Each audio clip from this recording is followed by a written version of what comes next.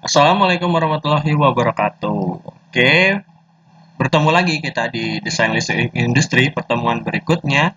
Sekarang kita akan masuk ke materi terkait pemilihan yang mana yang tepat terkait sistem distribusi. Jadi nanti entah itu skemanya, entah jalurnya nanti akan kita lihat berdasarkan standar IEEE di Redbook nomor 141. Tujuannya nanti kalian akan mampu menganalisis dan memilih konfigurasi distribusi entah itu radial, ring, atau primary, selektif, tergantung atau berdasarkan referensi-referensi atau ruang lingkup yang mana itu nanti berpengaruh terhadap beban atau kebutuhan beban yang ada di area tersebut. Yang kedua, nantinya mampu membandingkan kelebihan teknis antara konfigurasi berdasarkan reliabilitas, biaya investasi, kompleksitas jaringan, sama kemudahan O dan M. Yang ketiga, mampu menentukan level tegangan distribusi yang tepat berdasarkan kapasitas daya dan jarak distribusinya. Kenapa? Karena tadi semakin jauh rugi-ruginya akan semakin tinggi, kapasitasnya juga bergantung kepada bebannya. Jadi kita harus memperkirakan rugi-rugi terhadap jaraknya, kapasitas terhadap pembebanannya. Jadi kita akan memperkirakan atau memastikan kalian bisa mampu dapat membandingkan kelebihan teknis antara konfigurasi jaringan serta menjustifikasi pemilihan dari sistem distribusi di area tersebut. Nah, ini awalnya definisi atau ruang lingkupnya yaitu adalah sistem distribusi internal, di mana ada aliran daya dari titik terima atau gardu induk atau pembangkit hingga ke titik beban. Itulah yang disebut dengan sistem distribusi, di mana dia mencakup transisi tegangan menengah ke tegangan rendah. Jadi istilahnya itu kalau yang di sini itu dari GI Cempaka ke pembebanan yang ada di wilayah Banjarbaru, entah itu komersil, industri, atau rumah tangga. Elemen utama dari sistem distribusi tersebut mencakup feeder dalam megavolt, itu nanti ada kabel sama busdak, terus ada transformator dayanya terkait dari trafonya, terus ada switchgear di jaringan menengah sama jaringan rendah, TM sama TR kalau istilahnya di kita, terus ada sistem proteksinya juga yang harus ada di dalam sistem tersebut, ada bus barnya juga, sama ada panel distribusi yang nanti salah satunya adalah ke pembebanan. Nah, target desain nantinya kita harus memenuhi beberapa standar target desain yang mana standar tersebut mengacu entah tadi PUIL, terus SNI, atau tadi standar internasional. Jadi ada beberapa secara umum, ada safety, keselamatan personel dan asetnya, terkait alat barang dan terkait keamanannya. Terus ada reliability, keandalan pasokan, jadi kualitas dayanya, keandalan pengiriman dayanya, keandalan sistemnya pada saat terjadi gangguan, proteksi dan lain-lain. Simplicity, kemudahan operasi, jadi mudah kita memonitoring, mudah kita mengetahui titik gangguan, mudah kita mencari gangguan tersebut, memperbaiki, dan clearing time-nya dalam proses gangguan, sama flexibility atau fleksibilitas dari ekspansi terkait nanti ini pengembangan dari kedepannya berapa beban yang ada di area tersebut. Nah, filosofinya yaitu sistem distribusi yang baik itu biasanya menyimbangkan antara biaya investasi awal dengan tingkat keandalan yang dibutuhkan terhadap proses produksi dari sistem kelistrikan. Nah, klasifikasi dari level tegangannya kalau standar internasional itu sebentar.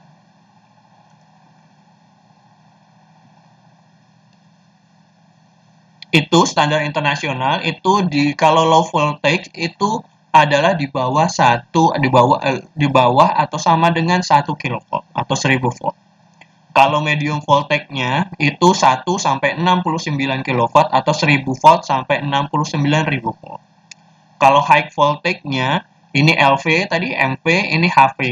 Ini 69 sampai 2300 kV atau 69 kilovolt sampai 230. Extra high voltage jadi EHV. Ini biasanya eh, sisi area transmisi antar kota 345 kV sama 765 sama ultra high voltage UHV ini biasanya di atas 800 kV biasanya itu antar provinsi. Nah, standar umum dari Indonesia itu ada TR biasanya ini adalah di pelanggan rumah komersil tegangan rendahnya 230 sampai 400 volt. Tegangan menengah ini biasanya itu industri 6 kV, 12 kV, 20 kV biasanya yang paling utama kita gunakan. 6 kV sama 12 itu tergantung kebutuhan area, biasanya rata-rata itu adalah 20 kV. Tegangan tinggi biasanya 70 sama 150 kV, itu biasanya di area di luar Pulau Jawa. Kalau tegangan ekstra tinggi, rata-rata 275 sampai 500 itu biasanya kebanyakan itu ada di area Jawa dan Sumatera. Nah, bagian pertama itu ada sistem radial. Sistem radial itu apa? Sistem radial itu adalah sistem paling umum, paling dasar, paling sederhana biasanya yang digunakan dalam distribusi industri. Biasanya sistem radial itu semacam garis lurus. Jadi ada sumber, pengaman, pembangkit, sumber, trafo, terus didistribusikan ke beban. Atau sumber ke panel, ke CB, terus ke motor. Itu secara satu garis lurus.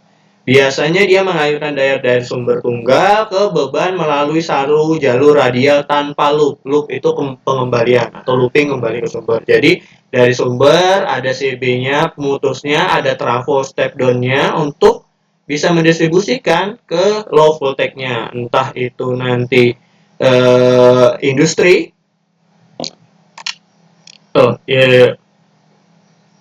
industri, komersil, sama rumah tangga. Ini tergantung dari pembebanannya. Entah itu nanti biar rendah, entah yang sederhana atau yang umum. Itu tergantung tadi konfigurasi atau permintaan pembebanan. Permintaan beban. Nah, di radial sendiri konsep dasarnya adalah bisa kalian lihat, kalian sudah pelajari juga single line diagram. Itu ada source, ada sumber, terus ada CB utama, ada primary feeder, baru start trafo step down, ada low voltage busnya, baru masuk ke beban. Biasanya aliran dayanya itu hanya satu arah dari sumber ke beban. Tidak ada feedback kembali, tidak ada istilahnya bercabangan. Percabangan biasanya hanya ada di beban. Itu pun pembagian pembebanan saja.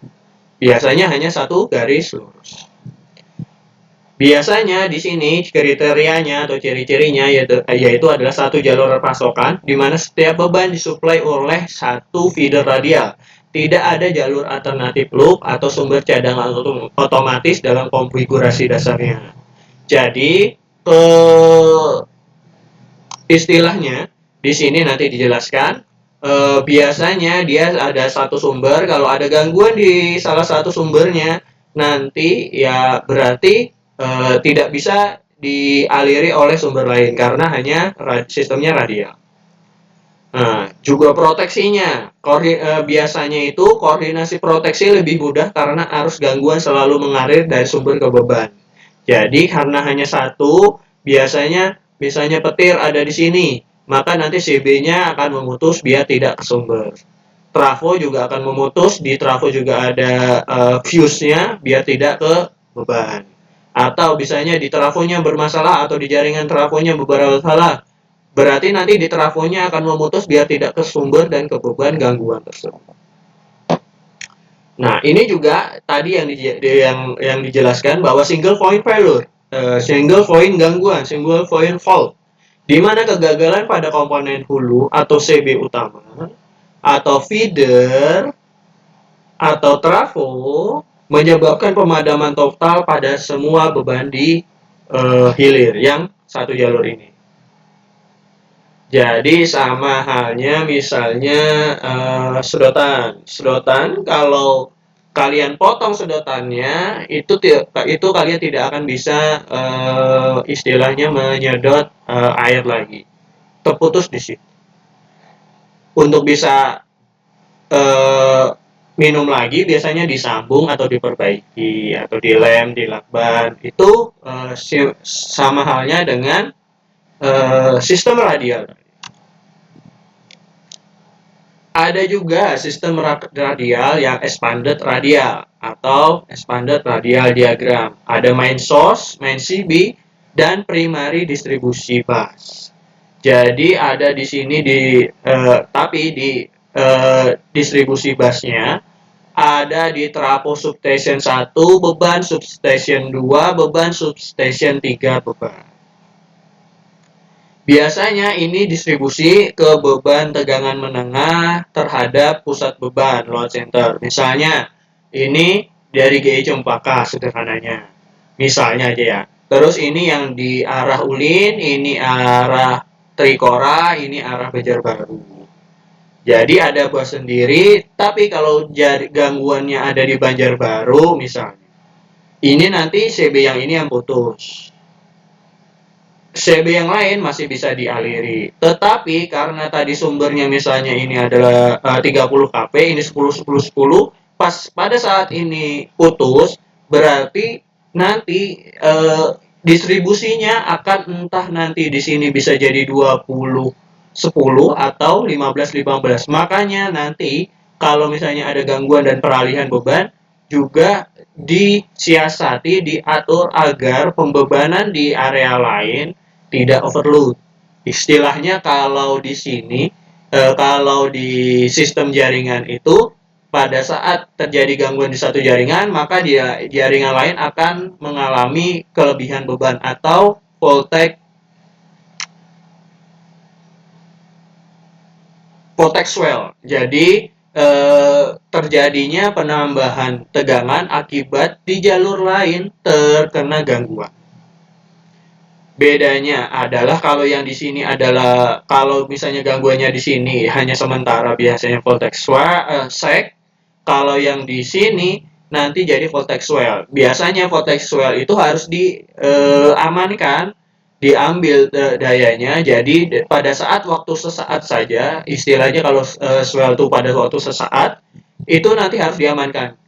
Kalau tidak diamankan voltage swell-nya, nanti itu akan menjadi berpengaruh terhadap beban-beban yang ada di area lain. Nah, sistemnya bagaimana? Distribusinya ke beban itu energi distribusikan pada tegangan primer ke unit substation.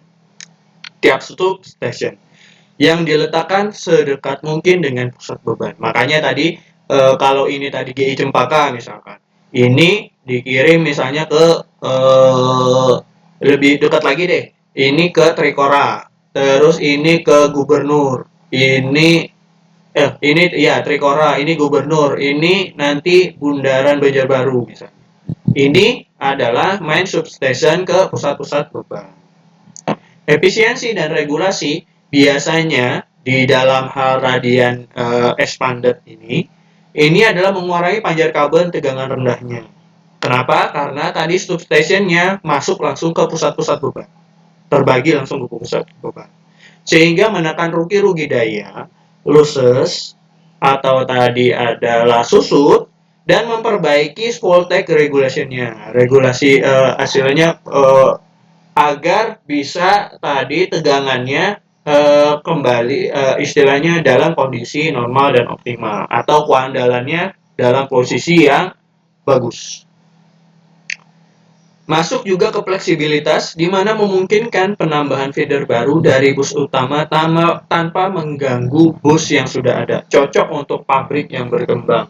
Maksudnya di sini tinggal tambah bus baru primary bus bar-nya, tambah tadi satu jalur lagi di load areanya. Yang penting nanti sumbernya bisa memasuk ke empat sumber tersebut secara jadi tanpa mengganggu jalur-jalur lain. Kecuali yang tadi kan hanya satu feeder. Kalau ditambahin maka nanti akan pembagian tegangan lagi, sistem distribusi lagi. Kalau ini nambah satu jalur tanpa mengganggu dari jalur yang ada. Cocok, ada bisa dikatakan cocok untuk industri. Misalnya tadi ekspansi atau pengembangan. Misalnya baru 2 mesin nih, terus 2 tahun berikutnya mau nambah satu mesin, tinggal tarik jalur baru di sumber utama panelnya tanpa perlu mengganggu jalur yang lain tadi, membagi jalur yang lain lagi karena sudah ada space di jalur tersebut terkait pembagian. Kelebihan sistem radial itu dari ekonomis, biaya awalnya rendah, hanya memerlukan peralatan seperti switchgear sama trafo dan kabel paling sedikit dibandingkan dengan sistem lain. Investasi awalnya sangat efisien atau sangat rendah, low cost. Desainnya sederhana karena arsitekturnya one line diagram atau single line diagram, satu jalur, memudahkan perancangan layout, perhitungan beban, pembagian beban, tidak memerlukan analisis aliran daya yang kompleks apabila sistemnya selain radial. Mudah diperluas karena penambahan beban baru cukup dengan menarik feeder baru dari bus utama tanpa mengganggu sistem yang sudah ada secara signifikan. Jadi tinggal mengambil dari feeder baru tanpa perlu jalur-jalur pembagian lagi. Operasi proteksinya itu proteksinya sederhana, arus gangguan hanya mengalir satu arah, jadi hanya fokus di jalur tersebut pengamanannya tanpa bercabang-cabang atau tanpa sistem kanan kiri atau pengaturan yang lebih kompleks. Kondisi fuse atau relay sangat mudah dan selektif karena tadi satu jalur. Operasi dan maintenance-nya mudah, tidak ada prosedur switching yang rumit, identifikasi gangguan yang lebih cepat karena jalurnya tunggal yang jelas dan bisa ditelusuri dengan mudah. Aplikasi idealnya itu adalah industri kecil menengah, gudang biasanya atau workshop dan beban-beban non kritis dengan toleransi downtime-nya masih di ambang batas. Kekurangannya biasanya adalah keandalan dan risiko kegagalannya. Ini di keandalan dan risiko kegagalannya itu atau gangguannya. Di keandalannya rendah, kenapa? Gangguan atau kegagalan pada satu komponen utama, feeder atau trafo, akan menyebabkan pemadaman total di jalur tersebut. Yang kedua, single point of failure atau gangguan. Tidak ada jalur alternatif atau redundansi apabila jalur utama terputus karena gangguan atau pemeliharaannya, suplai dayanya terhenti sepenuhnya karena hanya satu jalur, tidak ada injeksi dari jalur-jalur lain atau suplai dari jalur-jalur lain. Restorasi lambat. Daya tidak dapat pulih sampai kerusakan fisik diperbaiki atau komponen diganti. Tidak ada opsi switching atau istilahnya itu pergantian ke sumber lain karena hanya ada satu jalur. Jadi istilahnya kalau ada gangguan di jalur tersebut ya nunggu jalur tersebut diperbaiki sampai selesai baru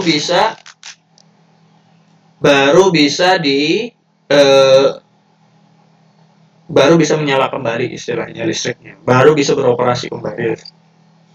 Sampai itu belum selesai maka tidak akan teraliri karena hanya satu jalur.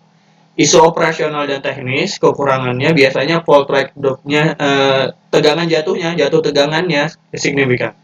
Pada feeder low voltage yang panjang, drop tegangan di ujung saluran bisa sangat besar, terutama saat beban puncak atau starting motor besar. Karena dia mengambil di satu jalur itu. Jadi harus fleksibilitas dari sumber atau feedernya harus tinggi. Sulit maintenance, di mana pemeliharaan rutin ya. Pada panel utama atau trafo mengharuskan nantinya pemadaman total. pada area yang dilayani atau di jalur tersebut. Ini nantinya akibatnya mengganggu produksi.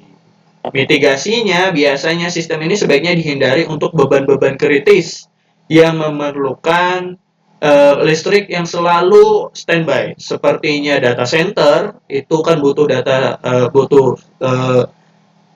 collect data terus-menerus, seperti misalnya CCTV, terus misalnya tadi adalah saham dan lain-lain, atau center data kepolisian, eh, data data-data penting yang mana dia butuh supply atau pengambilan data secara kontinu. Rumah sakit tidak boleh mati padam, karena apa? Karena tadi ada juga jalur operasi, tempat operasi, ICU dan lain-lain, itu butuh supply yang terus standby.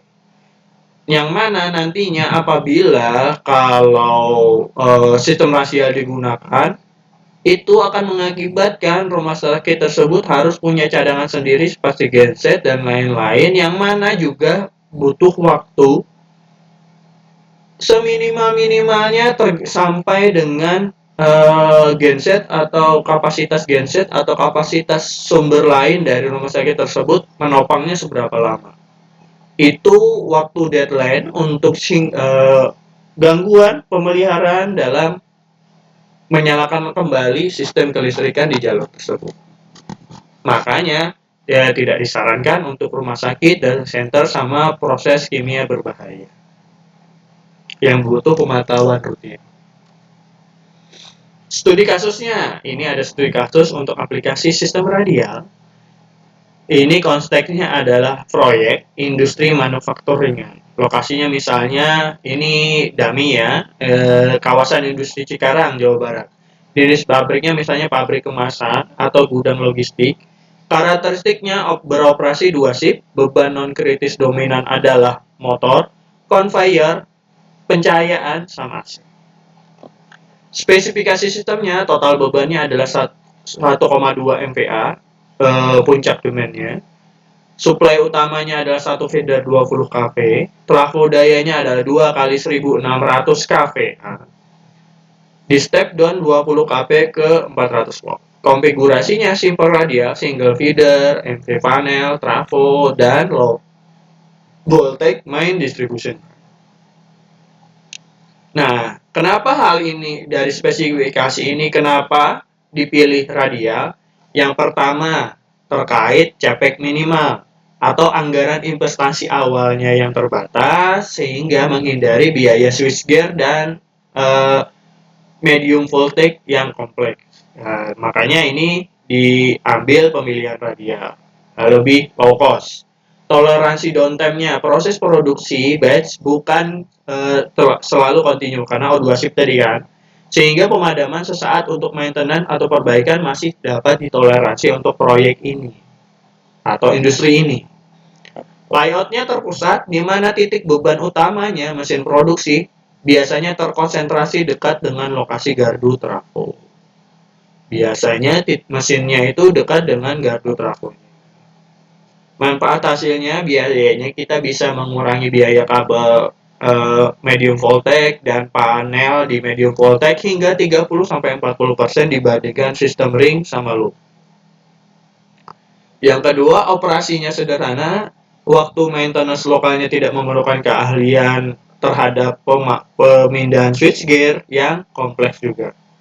Proteksi efektif, di mana kondisi FCO, fast cut out, di sisi 20 kV dan ACB di sisi 400 volt sangat selektif dan mudah disetting. Jadi lebih pengamanannya lebih sederhana dan gampang disetting atau proteksinya.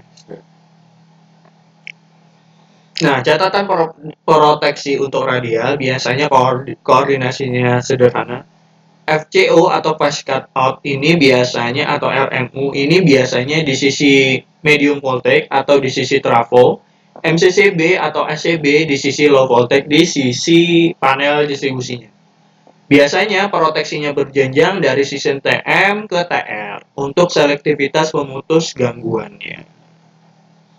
Setting arus dan TCC-nya biasanya menggunakan berdasarkan kurva arus terhadap waktunya. Jadi time current karakteristik. Relatif mudah disetting. Karena arus gangguannya hanya mengalir satu arah dari sumber ke beban, jadi tidak perlu perbandingan atau selektivitas. Tidak memerlukan directional relay yang kompleks. Jadi sederhana aja bisa. Ground fault, gangguan ke tanahnya, biasanya ini nanti kita harus perhatikan pada deteksi arus bocor ke tanah di sisi low voltage-nya. Harus diukur, harus dipastikan. Dimana pastikan selektivitas antara main ACB dan feeder MCCB agar gangguan ke tanah lokal tidak memadamkan seluruh panel. Jadi langsung masuk ke ground fault-nya. Prinsipnya, yaitu gangguan pada satu cabang beban hanya boleh mentripkan pengaman terdekat NCCB beda, tanpa menyebabkan trip pada pengaman utama atau ACB-nya atau fuse medium voltage-nya atau di sisi trafo yang ada di jalur PLN. Yang kedua, itu tadi adalah sistem radial. Kita akan masuk ke sistem loop atau ring. Jadi, yang bedanya di sini terhadap radial, itu adalah konfigurasi loop tertutup atau terbuka, yang menghubungkan beban secara seri, dilengkapi dengan sectionalizing, switch, dan interlocking untuk meningkatkan keandalan dan fleksibilitas dari operasi. Ini kita juga mengacu kepada standar IEEE. Jadi ada sumber dalam bentuk loop atau ring, di mana nanti ada kalau yang ini adalah sectionalizing switch, ada interlocknya, ada proses continue-nya, dan keandalannya tinggi. Jadi ini benefitnya untuk loop dan ring. Ada sectionalizing switch, interlocking system, proses continue, sama power quality, high reliability. Oke, konsep dasar dari open loop atau ring. Biasanya dalam gambarnya seperti ini, ada main feeder 1, ada main feeder 2, ada source CB-nya, ada trafo 1, ada trafo 2, trafo 3, ada trafo 4. Titik NO adalah normally open. Ini mencegah paralel sumber dalam operasi normal. Maksudnya di sini, sumber ini menyalur ke sini, ini menyalur ke sini. Jadi normally open ini untuk memutus agar sumber ini ada batasannya terkait pengiriman dan penerimaan dari beberapa trafo. Jadi karakteristiknya itu adalah dua arah pasokan. Setiap beban dapat disuplai dari dua arah, entah source A dan source B. Jika terjadi gangguan pada satu source, switch dapat diatur ulang untuk suplai dari arah lain. Jadi misalnya source-nya nih gangguan, maka nanti ini diatur untuk mensuplai ke dua jalur tersebut secara penuh. Normally open. Satu titik dalam loop sengaja dibuka untuk mencegah aliran paralel antar sumber dan memudahkan koordinasi dari proteksi tiap sumbernya. Makanya dibuat ada salah satu normally open. Fault isolation, bagian yang mengalami gangguan dapat diisolasi atau menggunakan sectionize dengan switching, sementara bagian yang tidak terjadi gangguan tetap terus beroperasi. Biasanya kita menggunakan sectionalizing di tiap trafo. Jadi misalnya trafo ini gangguan, maka jalur ini yang tergangguan, tapi yang trafo 2, 4, 3 yang menyuplai ke beban lain aman. Hanya di trafo 1 yang bermasalah. Nanti sumbernya juga akan mendistribusikan sesuai dengan beban. Operasi sectionalizing dan interlock, di mana ada prosedur isolasi gangguannya, di mana pada saat terjadi gangguan pada kabel atau maka operator harus membuka dua switch yang mengapit segmen kabel yang rusak untuk mengisolasi titik gangguan dari sisi jaringan. Maksudnya di sini, apabila pada satu jalur pada gangguan pada kabel, maka nanti switchnya melepas kabel tersebut, kabel yang terjadi gangguan melepas atau relaynya melepas atau memutus, sementara saat terjadi gangguan, yang biasanya fungsinya kayak pengapitan kabel, kayak penjepit. Jadi nanti jepitannya lepas, dia tidak dapat distribusi dari tegangan listriknya. Karena tadi terjadi gangguan. Jadi proteksinya melepas, terus nanti itu terisolasi di jalur tersebut. Sehingga nantinya supply-nya akan ke jalur satunya. Restorasi pasokan setelah segmen rusak terisolasi, maka akan menutup titik normally open-nya. Jadi normally open tadi ke close. Jadi nanti jadinya normally close. Untuk mengalirkan daya dari arah berlawanan, memulihkan pasokan ke beban-beban yang tidak terjadi gangguan. Jadi kan tadi misalnya di sini terjadi gangguan. Maaf.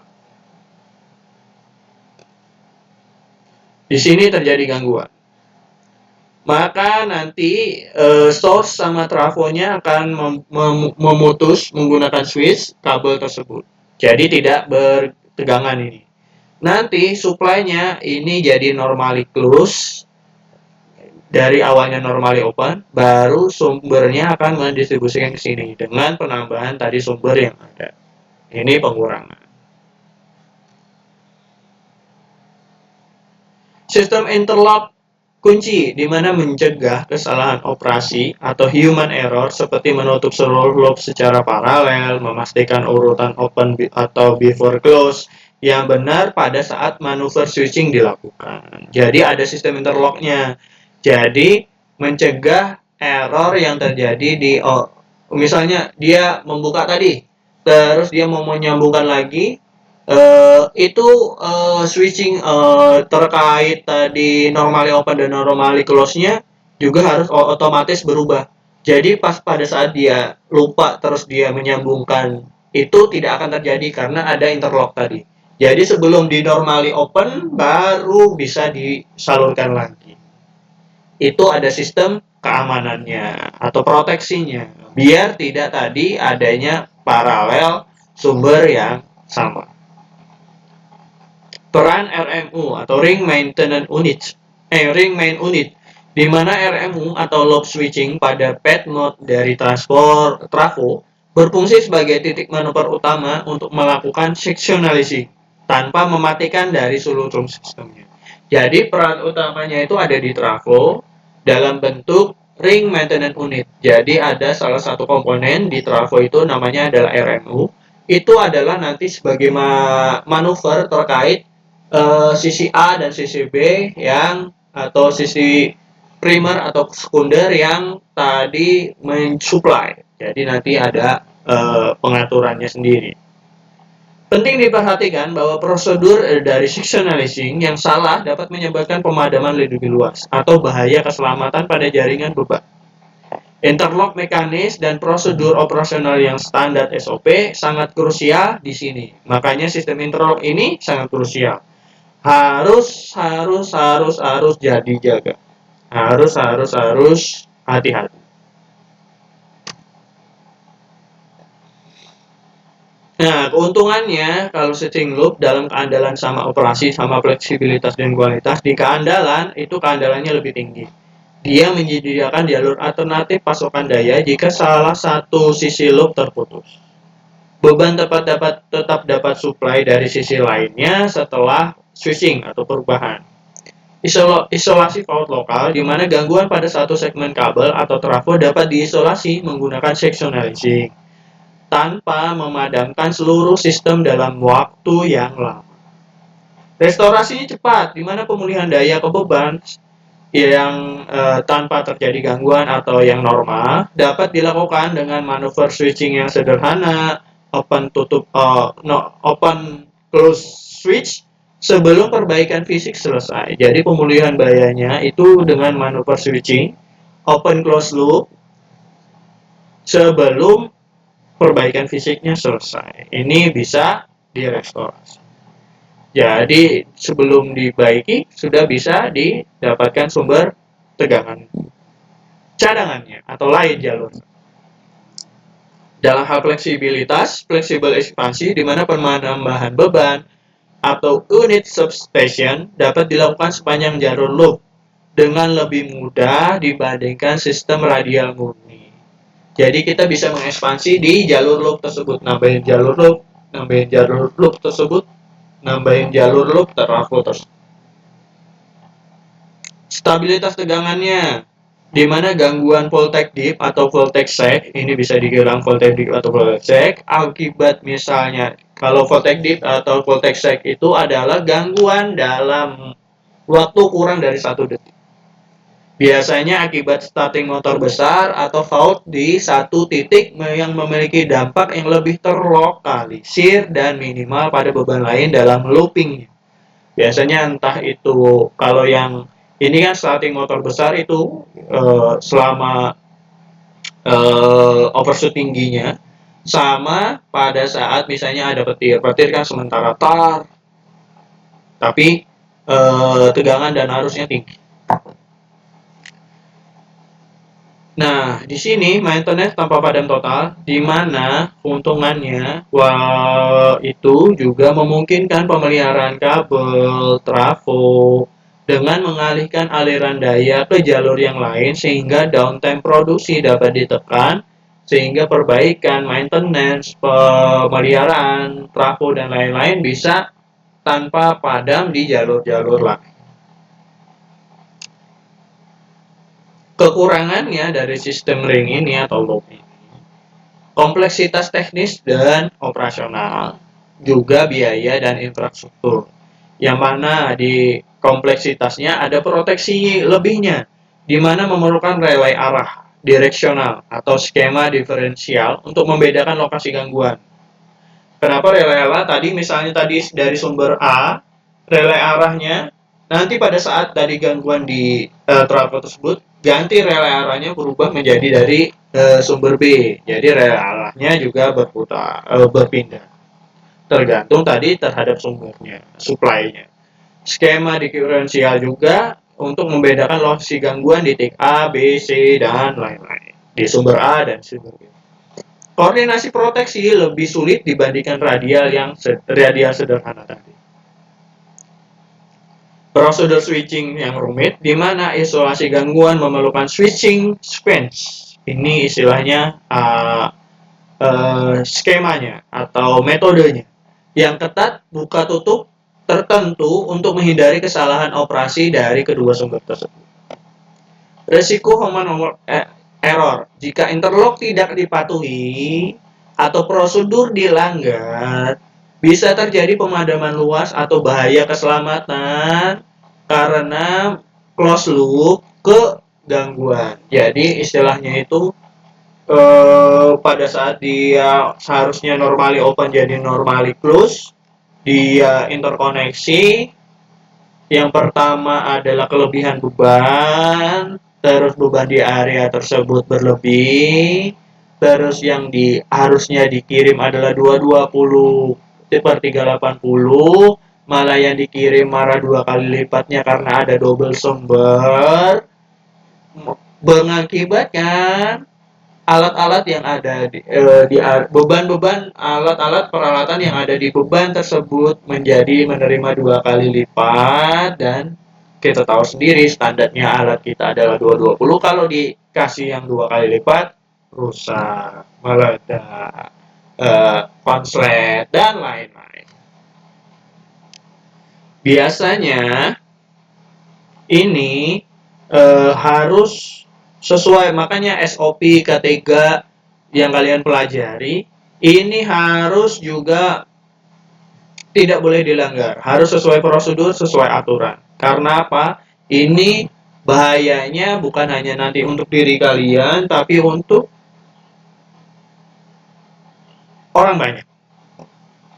Terkait biaya investasinya tinggi, di mana memerlukan kabel medium volt yang lebih panjang karena untuk menutup loop di jalur lain. Dan switch gear yang lebih canggih seperti RMU yang ada di trafo, sectionalizer yang ada di trafo dibandingkan sistem radial. Ada tambahan alatnya di trafo-trafo tersebut. Juga rating peralatan yang lebih besar di mana setiap segmen kabel, switchgear, dan loop harus dirating untuk membawa total beban loop saat satu sisi sumber terputus. Maksudnya apa? Visualnya dari gambar lah biar gampang. Misalnya di sini 10, 10, 10, 10. Sumber ngirim ke sini 10, ngirim ke sini 10. Sumber ngirim ini 10, ngirim ke sini 10. Pada saat ini close, kalau saat ini gangguan sumbernya, ini jadi normally close. Ini sumbernya nanti yang seharusnya ngirim cuma 20 harus ngirim 40. Jadi ini butuh 10, ini 10, ini 10, ini 10. Jadi jalur ini juga kabel ini harus menopang minimal. Kasarannya ini contohnya saja, biar lebih ke kalian jalan. Minimal ada 20 sampai 30 kabel ini bisa menopang 20 istilahnya bisa menopang di jalur ini 20 atau ya 20 20 20 20 20. Kalau hanya 10 terus dialiri 20 kabelnya yang rusak. Kalau 20 di sini tadi di sini misalnya 10 di sini misalnya 10 hanya kapasitasnya 10 kabelnya jalurnya terus dikasih 20, maka rugi-ruginya di sini akan tinggi. Kabelnya cepat panas, maka nanti akan kebakar konslet dan lain atau gangguan di jalur tersebut. Makanya biasanya dalam sistem operasi maksimal yang dilakukan, maka dalam sistem 4 trafo ini yang disuplai secara penuh, maka juga kabelnya harus menopang ke 4 sumber trafo tersebut. Sederhananya seperti itu. Jadi sistem ring memerlukan operator yang terlatih atau sudah tersertifikasi juga K3-nya untuk melakukan manuver setting dengan aman dan sesuai prosedur yang diharapkan. Ada studi khusus juga untuk aplikasi ring. Konteksnya juga proyek dalam industri FMCG, proses kontinu. Misalnya di sini ya, ini misalnya atau dummy saja. Kawasan industri modern Cikande, Banten, misalnya jenisnya adalah pabrik minuman atau kemasan botol dengan high speed line. Karakteristiknya biasanya beroperasi 24 jam, beban tersebar di area luas, perlu keandalan yang tinggi. Spesifikasi sistemnya juga harus kalian tahu total bebannya berapa. Total bebannya itu 10 MVA terpasang. Suplai utamanya 2 sumber dari PLN premium 20 kV. Trafonya itu ada 6 unit kali 20 kVA, 20 kV per 400 volt. Konfigurasinya open loop 20 kV, no point di tengah, RMU di tiap trafonya. Jadi dari spesifikasi ini kalian bisa menentukan apakah jalur tersebut butuh ring atau radial. Nah, di sini alasannya pemilihan ring. Karena kan nanti kalian bisa melihat jalurnya, bisa melihat spesifikasi sistemnya, baru kalian bisa menentukan ini jalurnya yang bagus apa nih, ring atau radial. Alasan pemilihan ring, nanti kalian juga harus diberi catatan secara teknis, secara teoritis, secara tertulis kenapa dibutuhkan pemilihan ini. Biar menguatkan argumen kalian kenapa harus pemulihan ring. Alasannya misalnya keandalannya tinggi, proses bottling karena tadi pabrik minuman, kemasan botol, tidak boleh berhenti lama karena dia terus beroperasi 20 jam. Sistem ring memungkinkan isolasi gangguan kabel tanpa memadamkan seluruh pabrik. Ini keandalannya. Fleksibilitas ekspansi, di mana area pabrik luas memungkinkan penambahan trafo baru di tengah loop di masa depan tanpa menarik kabel baru dari gardu induk. Jadi area pabrik yang luas memungkinkan penambahan trafo baru. di tengah-tengah loop. Di kedepannya tanpa menarik kabel baru pada GI. Jadi ini terkait pengembangan industri pabrik. Isolasi gangguan. Gangguan pada sistem segmen kabel dapat diisolasi dengan RMU dan pasokan dipulihkan dari arah berlawanan. Manfaatnya nantinya hasilnya redundansi jalurannya, setiap trafo memiliki dua arah pasokan, A dan source B, meminimalisir risiko total breakout dari seluruh jaringan karena harus beroperasi 24 jam. Efisiensi biaya dan dengan primary selektifnya, di mana dia lebih hemat kabel dibandingkan menarik dua feeder terpisah dari dua radial ke setiap trafo. Kalau kita pakai sistem radial, maka akan dua jalur. Kalau ini sistem loop, satu jalur dengan dua interkoneksi. Maintenance-nya mudah, memungkinkan perawatan kabel atau RMU secara bergantian tanpa mengganggu operasi produksi utama. Yang radial tadi, maintenance-nya susah. Karena kalau satu mati, ya mati semua. Satu gangguan, mati semua. Catatan terkait proteksi, biasanya proteksinya itu adalah proteksi feeder. Ini menggunakan proteksi arus lebih dan arus lebih sesaat dengan recloser atau CB untuk mendeteksi dan mengisolasi gangguan pada segmen utama. Jadi, proteksi arus lebih, CB, arus lebih sesaat, recloser atau sebaliknya, ini untuk mendeteksi dan mengisolasi gangguan pada segmen dari jalur utama. Koordinasi proteksi, di mana koordinasi yang cermat antara fuse trafo (HFC) dan proteksi feeder loop untuk memastikan gangguan di trafo tidak memadamkan seluruh loop atau selektivitas. Jadi, pemilihan kapasitas beban total, di mana seluruh kabel dan peralatan dalam segmen loop harus dirancang mampu membawa total beban keseluruhan loop yang ada di jalur tersebut. Jika satu sisi suplai mati atau mengalami gangguan, maka suplai yang lain harus bisa mengcover seluruh beban yang ada di jalur tersebut. Yang terakhir itu adalah automation throwover atau istilahnya implementasi skema ATO pada konfigurasi main-to-main dapat meningkatkan kecepatan restorasi daya secara signifikan dibandingkan dengan manuver manual. Poin kritisnya adalah hindari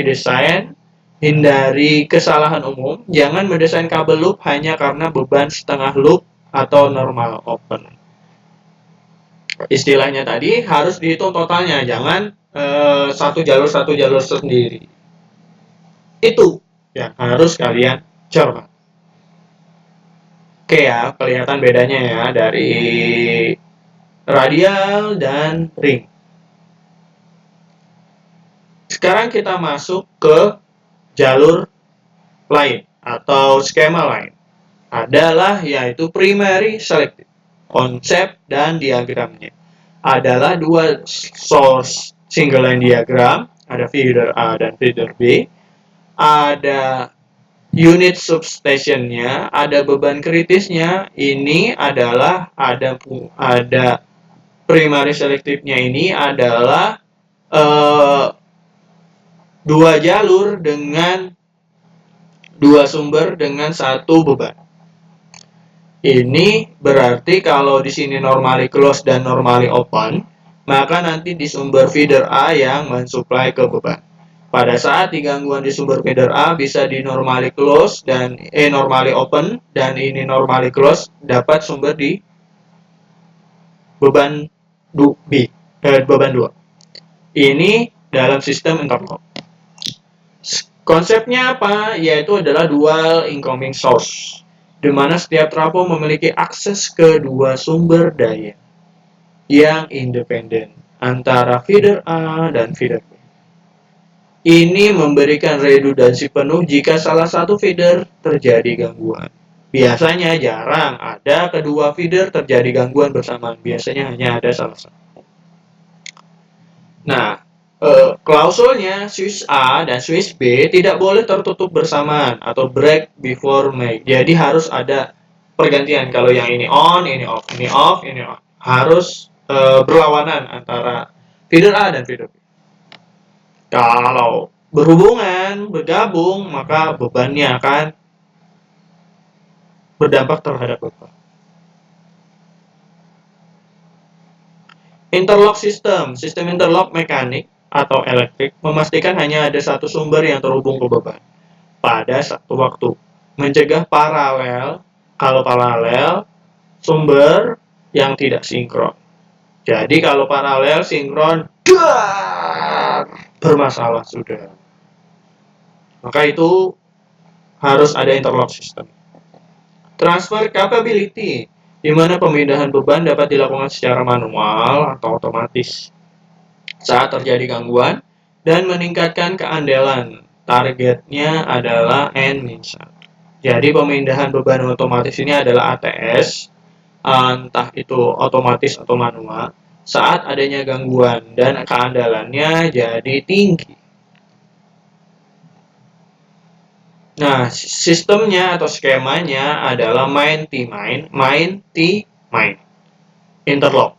Konfigurasinya adalah 2 main breaker normally closed dan 1 T breaker normally open. Interlock mekanis atau elektriknya mencegah ketiganya menutup bersamaan, mencegah paralel dari sumber. Ini jadi ada tie-nya untuk mencegah tadi dua sumber terhubung paralel.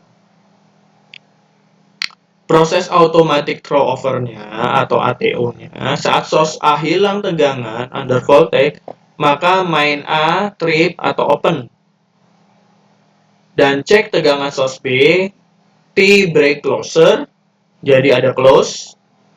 Proses berlangsung dalam hitungan detik, transfer yang cepat. Jadi nanti open, ini close, ini open, ini close.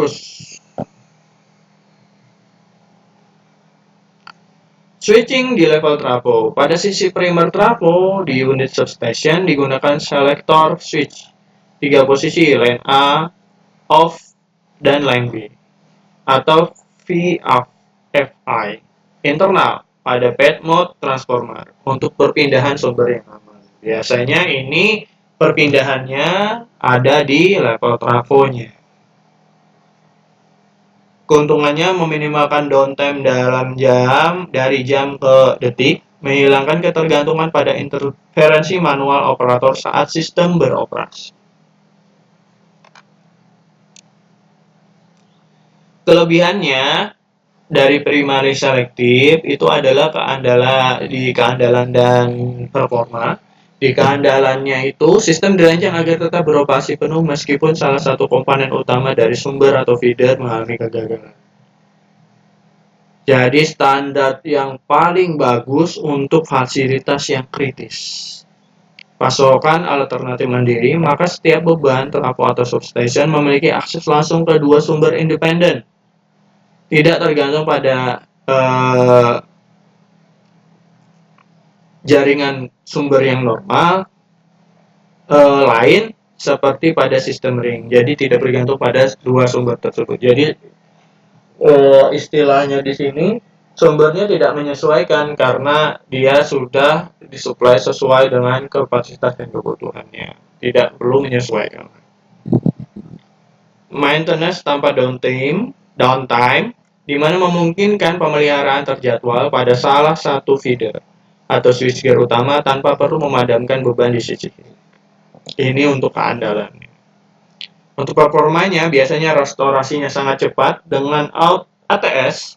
Perpindahan sumber saat gangguan terjadi dalam hitungan detik atau milidetik, meminimalkan dampak pada proses produksi yang membutuhkan istilahnya kalau katakanlah istilahnya mati aja 1 detik, mesin akan mati kan, mati beroperasi, terus nyala lagi, dia akan memutar lagi untuk dalam nyalanya lagi itu kembali ke kondisi normal, butuh tegangan tinggi juga. Makanya ini harus diamankan. Kualitas suplai stabilnya di mana mengisolasi gangguan tegangan atau voltage dip atau voltage sag diakibatkan fault di feeder lain. Lebih baik dibandingkan sistem ring dan menjaga kualitas daya untuk beban sensitif. Ini kualitas. Otomatis penuh, di mana mendukung integrasi penuh dengan sistem SCADA untuk monitoring real time, pengendalian jarak jauh, mengurangi risiko human error saat manuver switchingnya. Jadi di sini primary selective biasanya didukung oleh sistem SCADA. Jadi semuanya dipantau di situ, diatur di situ, kapan dia membuka, menutup, kapan dia dari sumber A dan sumber B. Mereka sudah diatur by system di SCADA tersebut. Bisa dipantau juga, dimonitor. Nah, kekurangannya dari pemeriksaan selektif ini biaya dan kompleksitasnya. Yang pertama adalah investasi awal sangat besar karena duplikasi feeder medium voltage ke setiap unit substation. Di mana dia di tadi ada dua feeder duplikasi dengan sumber yang sama, yang berbeda, memerlukan switchgear MV medium voltage 2 kali lipat lebih banyak dibandingkan sistem radial. Jadi TM-nya itu switchgear TM-nya harus 2 kali lipat dibandingkan radial. Ini cost-nya tinggi. Kebutuhan ruang fisik di mana memerlukan ruang gardu yang lebih luas untuk menampung 2 incoming kubike per trafo. Jadi footprint panel TM-nya bertambah signifikan. Jalur kabelnya membutuhkan infrastruktur kabel trans, tri, duct bank yang lebih besar dan mahal untuk menampung 2 jalur feeder secara bersamaan yang independen dan terpisah secara fisik. Terkait kompleksitas teknisnya, ada desainnya di mana koordinasi proteksi lebih menantang untuk memastikan selektivitas saat transfer beban tinggi. Di mana memerlukan relay proteksi yang canggih untuk menangani skenario normal dan emergensi. Jadi, harus fleksibel, efektif, dan akurat. Risiko arus hubung singkatnya, itu potensi peningkatan level arus hubung singkat jika prosedur switching tidak tepat. Jadi kalau switchingnya tidak tepat, maka nanti akan terjadi paralel saat antara feeder A dan feeder B. Ini akan menyebabkan arus hubung singkat yang harus dihindari, karena nanti akan berhubungan antara A dan B, feedernya akan berdampak pada feeder. Memerlukan sistem interlock yang ketat dan handal. Makanya diperlukan sistem interlock yang ketat dan handal. Tidak boleh rusak dan lain. Pemeliharaannya juga. Maintenance skill menuntut teknisi dengan kompetensi tinggi untuk pemeliharaan sistem ATS atau ATO dan pemahaman logika transfer otomatis yang kompleks terhadap 2 feeder.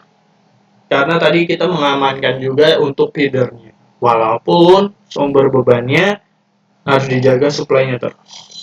Ini terkait primary selective. Jadi sudah ada 3 dari ring, terus ada radial, ring, sama primary selective. Studi kasusnya, misalnya ini adalah industri high-tech data center. Sektornya biasanya fasilitas data center atau pabrik semikonduktor. Karakteristiknya adalah beban kritis 24 jam per 7 hari, toleransi downtime-nya adalah 0, zero downtime, sensitif terhadap kedip tegangan karena data center low voltage. Kebutuhannya keandalannya tinggi, TR-nya 3 atau 4, kita tahu redundansinya N-1 pada level distribusi utama. Kenapa tadi adalah ini sensitivitas terhadap kedip tegangan? Kita tahu kalau data center mati satu titik, shutdown semuanya. Tidak ada toleransi. Makanya di sini karakteristik ini dalam konteks industrinya juga harus dispesifikasi. Spesifikasi tirisnya, supply utamanya jadi 2 main feeder 20 kV. Source-nya ada A dan B, total dayanya adalah 8 kali 2500 kVA. Switchingnya ATO, automatic crossover, di incoming utama. Unit substationnya adalah duplex fuse switch dan selektor switch internal pada tiap traf. Setiap traf jadi Nanti, implementasi dari sistemnya setiap tahap flow memiliki akses kedua sumber daya independen, feeder A dan feeder B. Biasanya kita menggunakan duplex fuse switch atau selector switch untuk memungkinkan isolasi dari satu feeder tanpa memadamkan atau transfer ke feeder lain. Sistem ATO ini mendeteksi kehilangan tegangan di satu sumber dan memindahkan beban dalam hitungan detik. Ini fungsinya dari ada switchingnya. Jadi juga kalian bisa menentukan proteksi apa yang tepat terhadap jaringan yang kalian butuhkan. Jadi berdasarkan beban yang ada di jalur tersebut, mau seberapa handal, seberapa spesifik, seberapa butuhnya, kebutuhannya, karakteristiknya. Hasilnya, keandalannya redundansi penuh, kegagalan satu kabel utama tidak menyebabkan pemadaman total, beban dialihkan ke provider cadangan. Maintenance-nya fleksibel, kabel atau switchgear-nya dapat dipadamkan untuk perawatan kapan saja tanpa mengganggu operasional pabrik. Restorasinya cepat, waktu pemulihan recovery time-nya sangat singkat, berkat dari switching atau proteksi ATO-nya, meminimalkan kerugian dari sisi produksi. Ini perbandingan teknisnya dari 3 item yang kita jelaskan tadi, 3 sistem jaringan yang kita jelaskan. Reliabilitasnya itu untuk radial itu rendah, single point of failure atau gangguan. Ringnya, kalau ring itu sedang ke tinggi, isolasi fault lokal. Kalau primary selective sangat tinggi, redundansinya penuh. Biaya investasinya kalau radial rendah, minim peralatan switching. Kalau ring ini nanti menengah, ada butuh extra kabel sama switch. Kalau primary selective, dual source dan switch gear. Kompleksitasnya, kalau yang kompleksitasnya radial itu sederhana, mudah dioperasikan. Ring itu butuh prosedur switching. Kalau primary, koordinasi proteksi yang rumit, karena kita bisa memantau dengan SCADA juga. Isolasi gangguan, itu untuk radial itu buruk, total downstream-nya tinggi. Kalau ring itu baik, karena ada segmentasi di area fault-nya. Kalau primary selective itu auto transfer source, jadi langsung berpindah ke source yang lain tanpa mengganggu beban. Fleksibilitasnya biasanya terbatas karena hanya satu bebannya di ujung feeder. Kalau yang ring tinggi karena mudah tap di sepanjang loopingnya. Primary selective tinggi juga kapasitas cadangan besar. Ini perbandingan antara radial, ring, sama primary selective.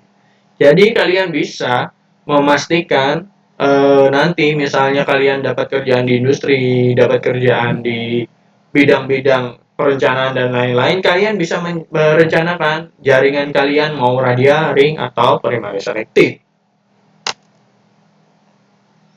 Nah, untuk pemilihan sistem dan materi keputusan biasanya kita berdasarkan critical process, SLA, CAPEK versus OPEC-nya, sama layout ekspansinya.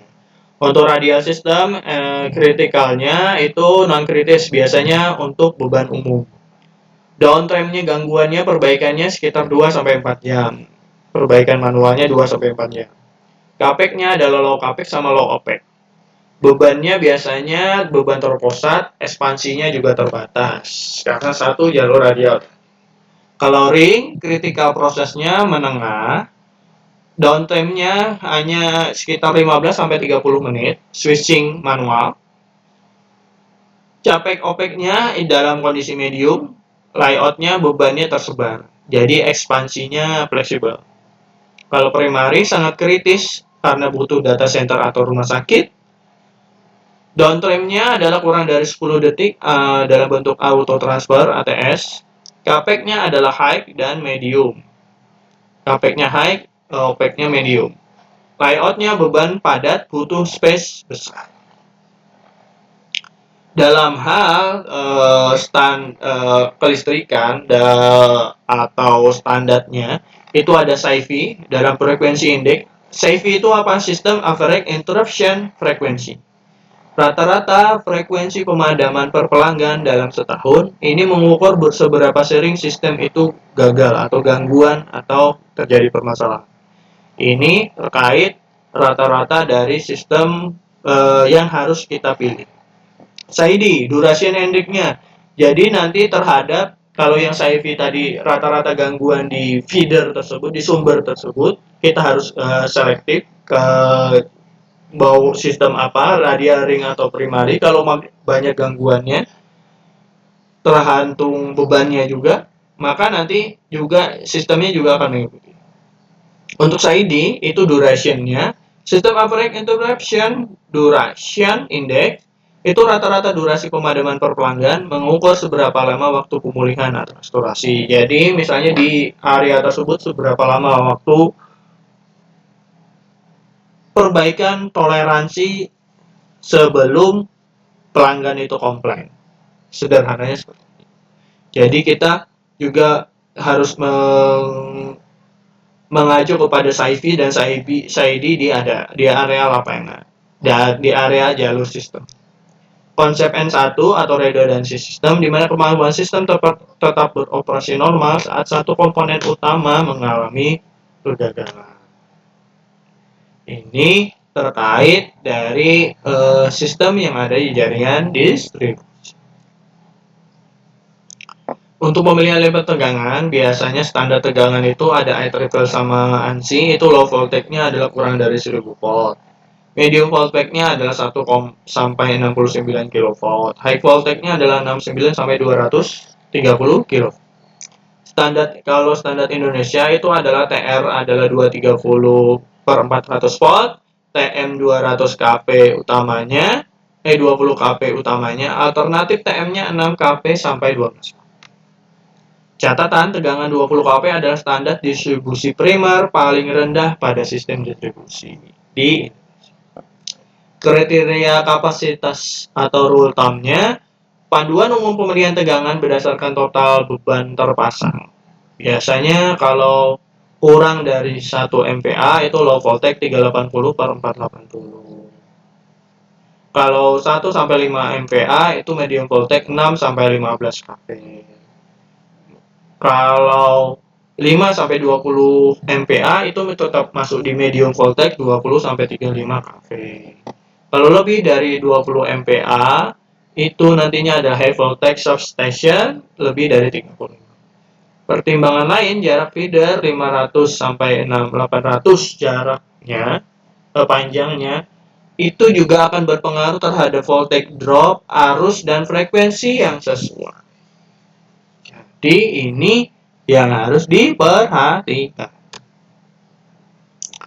Contoh pemilihan level tegangan, di mana contoh kasusnya kampus pabrik 8 MVA. Situasinya beban total misalnya 8 MVA tersebar di area seluas 1 km.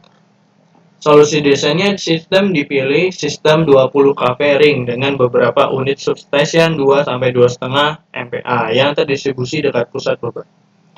Tegangannya 20 kV meminimalkan rugi-rugi daya dan top tegangan untuk jarak 1 km. Nah, dipilih adalah tegangan 20 kV. Kenapa? Meminimalkan ruginya dan top tegangan jaraknya 1 km.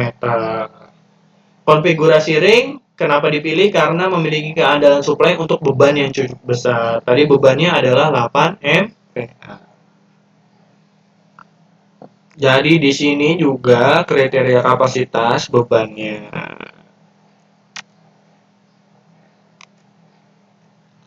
Nah, ketersediaan utilitas PLN, pastikan tegangan suplai tersedia di lokasi misal 20 kV atau 150 kV.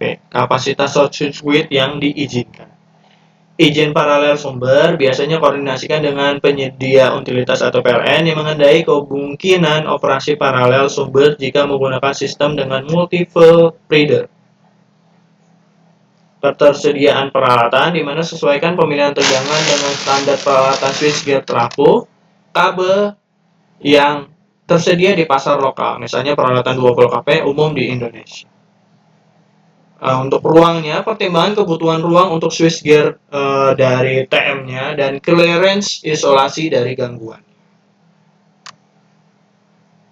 Misalnya studi kasus.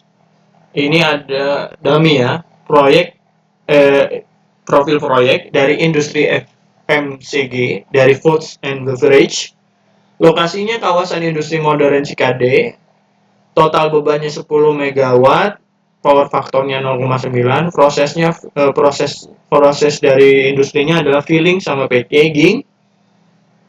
Targetnya adalah keandalan N-1 zero on planet downstream. Biasanya solusinya, jadi nanti kita buat perbandingan dulu. Radia ditolak. Kenapa? Biaya terendah, namun resiko downtime produksinya terlalu tinggi. Single point failure di feeder utama tidak dapat diterima dalam target kritis zero unplanned downstream. Ring 20 kp dipertimbangkan biaya yang menengah, namun waktu switching manualnya saat gangguan masih menyebabkan stop produksi untuk proses filling sama packaging. Yang dipilih adalah primary selective. Kenapa? Investasinya tinggi, namun memenuhi kriteria N-1.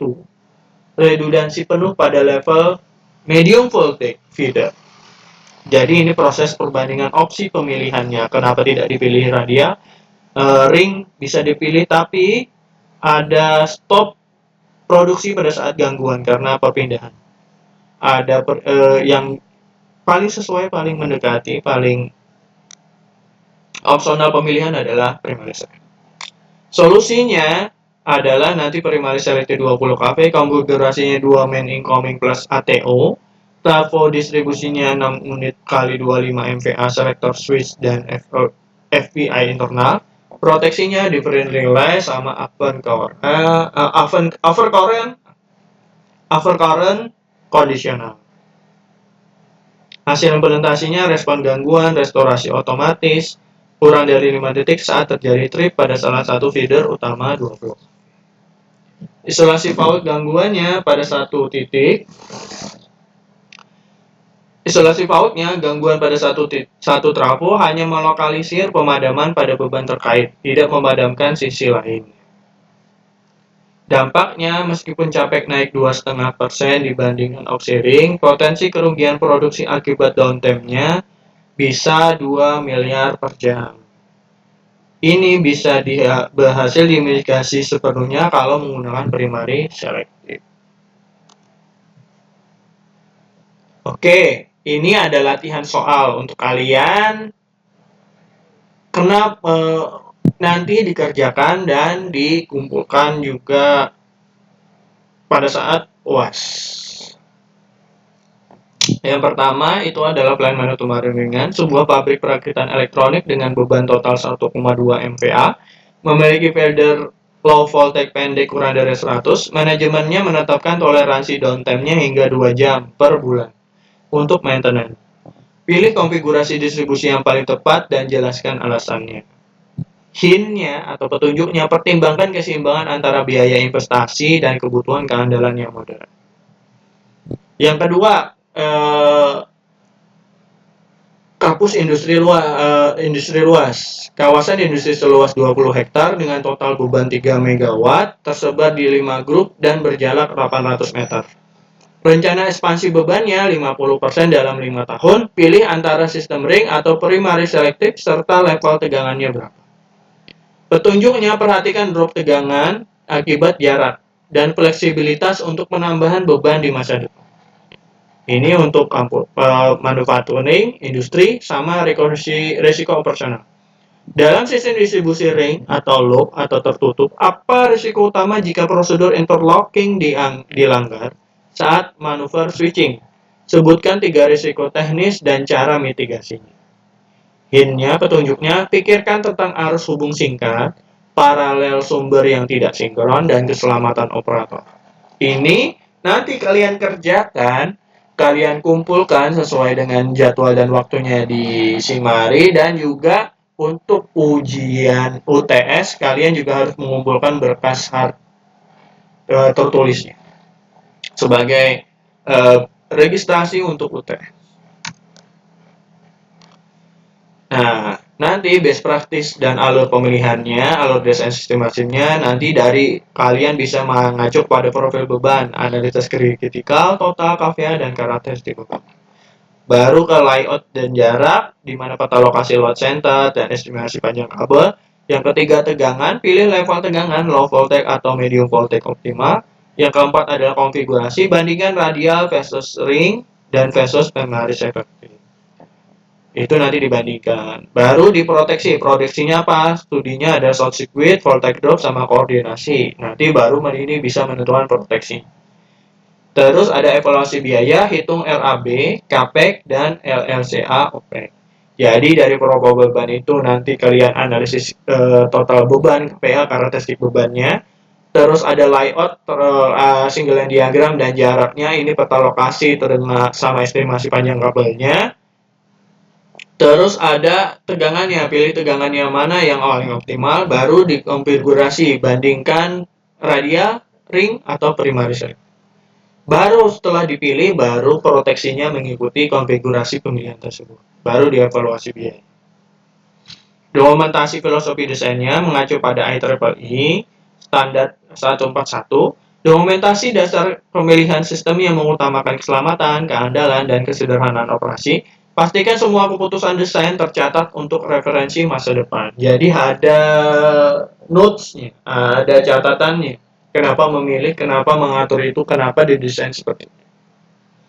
Jadi nanti untuk orang berikutnya yang memegang atau bekerja di bidang itu, mereka akan tahu apa langkah selanjutnya yang harus dilakukan. Desain untuk ekspansi dan maintenance, sediakan kapasitas cadangan, space-nya biasanya pada trafo dan switchgear biasanya 20-25%. Rancang sistem dengan fasilitas bypass atau section, agar pemeliharaan dapat dilakukan tanpa memadamkan total dari sistem tersebut. Jadi ini untuk desainnya, untuk sarannya harus ada space 20-25 di trafonya. Jangan dimaksimalkan di 100%.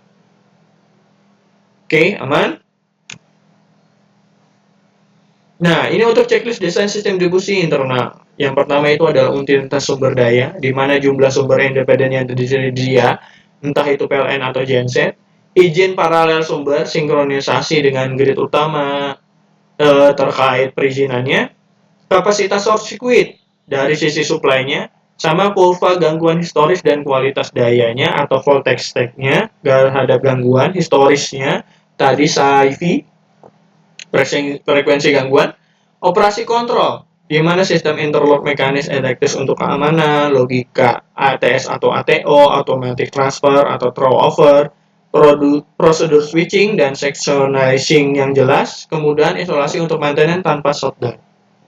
Spesifikasi peralatannya biasanya rating bill, basic impulse level sesuai standar, kapasitas pemutusannya KA rating, switchgear dan CB, koordinasinya proteksi selektif antar level tegangan, derating faktor suhunya, ketinggian dan ketinggian lokasi, infrastruktur fisiknya, ketersediaan ruang gardu dan akses masuk peralatan besar, jalur kabelnya adalah tray, trench, dan duct bank, dan radius bending, sistem ventilasinya dan pendingin ruangan elektrikal, aksesnya untuk operasi dan maintenance O dan F.